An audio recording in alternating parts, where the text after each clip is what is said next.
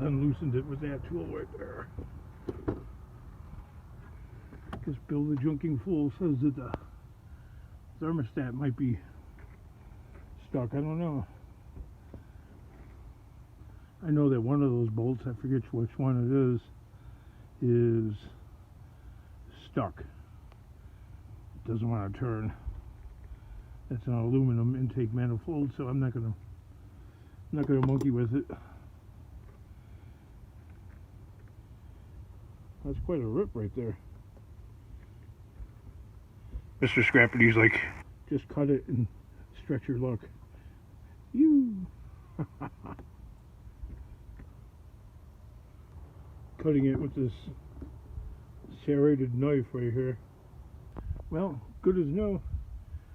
Minus about maybe 3 inches or so.